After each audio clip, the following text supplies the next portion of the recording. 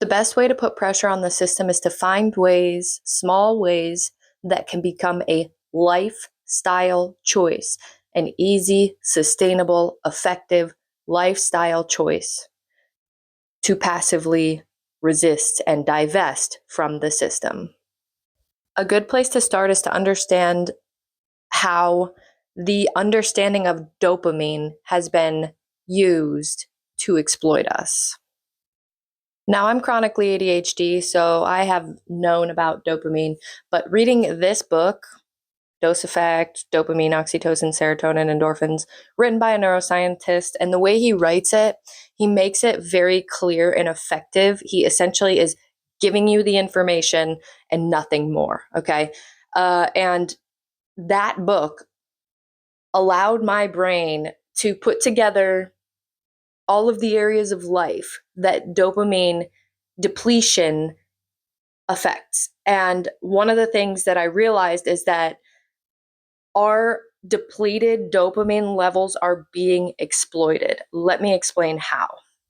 So, dopamine is the neurochemical that has to do with motivation and focus. Okay. It is used to motivate, stimulate, excite different areas of the brain and focus different areas of the brain. Low baseline dopamine levels can lead to fogginess, can lead to lack of focus, can lead to lack of motivation, which I imagine and have experienced often translates into hopelessness and chronic confusion. Now, the ways to raise baseline dopamine levels are extended periods of focus towards a goal, okay?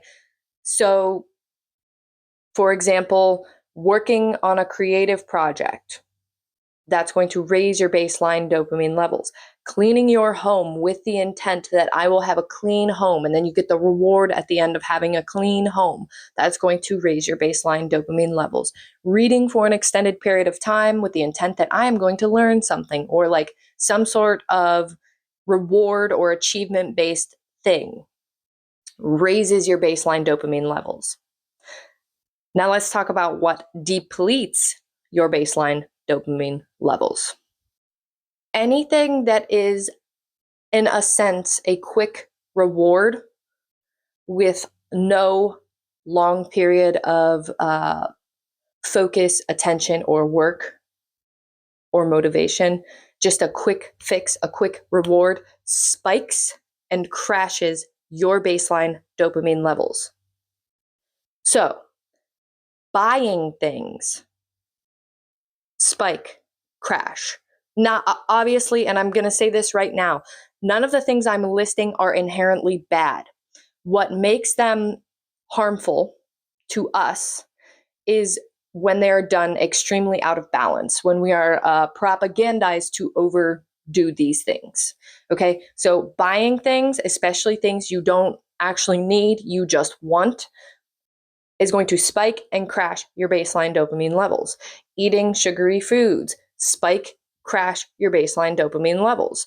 Any sort of substances, alcohol, cigarettes, we all have vices, okay?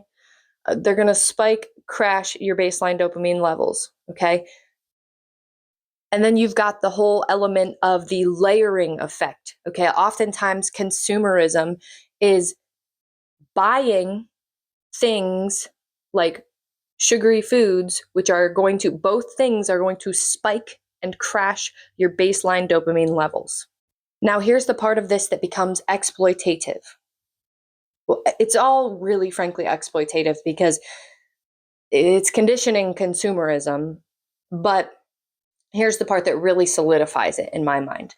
The spike of the dopamine that you get before the crash is the exploitative, manipulative, predatory part, because your brain, unless you have this knowledge and this information, and even if you have this knowledge and this information, your subconscious and unconscious mind will probably take time to unlearn this. Your brain will not know that you're depleting your baseline dopamine levels. All it knows is when I bought this thing, I felt good. When I ate this food, I felt good. When I went shopping, I felt good. When I consumed that thing, I felt good. But it's not necessarily recognizing that the crash is because of the consumption. So then it's feeling depleted. You are depleted of dopamine levels. And what are you going to do? You're going to go seek the thing that spikes your dopamine again. But understand that every time you spike and crash your baseline, your dopamine levels, you're depleting your baseline dopamine. So we are living in a society full of extremely depleted dopamine levels and people who are just like trying their hardest to get their dopamine levels back up. And the only way and the quickest way and the fastest way and the easiest way we know to do that is to overconsume. But then that is further depleting our baseline dopamine levels. This plays into like the healthcare system, fast fashion, food and groceries. They all feed off of each other. They're all working together because we get that quick fix. We give them our money. We continuously need that quick fix. We give them more money. In the process, we destroy our minds and our bodies. Then who gets our money? The healthcare system, the for-profit healthcare system. So in a sense, the knowledge of the spike and crash cycle and the depletion of dopamine levels is being used to literally get us to pay money to suck the life out of ourselves. We're keeping the system afloat by giving them our energy. We're keeping the oligarchs thriving by giving them our energy, by paying into it, paying to have the life sucked out of us. Now, if we want to utilize this information to our advantage, to passively resist, to divest, to make that a lifestyle choice, that does not mean never eat sugar. That does not mean never buy yourself clothes that make you feel good. That does not mean never engage in any sort of activities that are going to give you a dopamine spike, but it does mean strategically doing those things and also balancing and actively working on consuming less for the sake of consuming.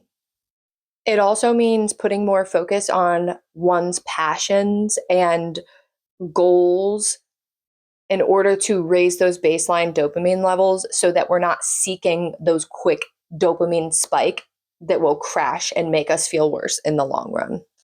Working on these things in a small way, like actively, bit by bit, incorporating methods is a good way to create a lifestyle out of this that will put a lot of pressure on the system. Less money in their pockets, more money in yours, and you're going to feel a lot better in the long run.